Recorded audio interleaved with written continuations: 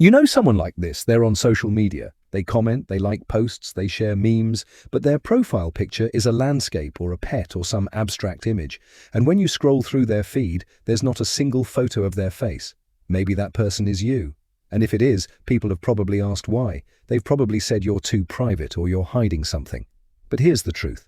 The psychology behind not posting your photos runs way deeper than people think. Let's break down what's actually going on. 1. They have a deeply rooted sense of privacy. Not the kind of privacy that's trendy or performative, the kind that's bone deep. For some people, putting their face online feels like giving away a piece of themselves they can't get back. It's not about having something to hide, it's about control. They understand that once an image is out there, it's permanent. It can be screenshotted, shared, taken out of context. And psychologically, that loss of control feels unbearable. These are people who value autonomy over attention. They'd rather be invisible than vulnerable. 2. They're protecting their mental health. Social media runs on validation. Likes, comments, shares. It's a dopamine loop designed to keep you posting and checking and caring what strangers think. But some people recognize this trap and they refuse to play. By not posting their photos, they're opting out of the comparison game. They're not measuring their worth by how many likes they get or whether their face fits the algorithm's idea of attractive. Psychologists call this emotional boundary setting. They've drawn a line between their self-worth and external validation. And honestly, that takes incredible self-awareness. 3. They don't tie identity to appearance. Most people post photos because they want to be seen. They want recognition, admiration, proof that they exist in a way that matters. But people who don't post their photos often have a different relationship with identity. They don't need their face to define them. They'd rather be known for their thoughts, their humor, their ideas. Their sense of self isn't wrapped up in how they look. It's wrapped up in who they are beyond the surface. In a world obsessed with image, that's actually radical. 4. They've experienced something that made visibility feel unsafe. This one's heavy, but it's real.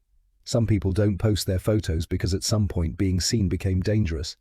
Maybe they escaped a toxic relationship and don't want to be found. Maybe they were bullied or harassed online.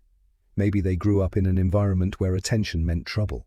For them, staying off the visual grid isn't about being mysterious. It's about survival. Their brain learned that visibility equals risk, and even if the threat is gone, the instinct remains. 5. They're intentionally rejecting the culture of performance. Social media has turned everyone into a brand. We curate, we filter, we pose, we perform a version of ourselves designed for consumption. But some people look at that and feel exhausted. They don't want to perform. They don't want to spend energy managing how they're perceived. So they opt out. They refuse to participate in a system that demands constant self-promotion. And in doing so, they reclaim something most people have lost. Authenticity without an audience. Here's what matters. If you don't post your photos, you're not weird, you're not antisocial, you're not missing out.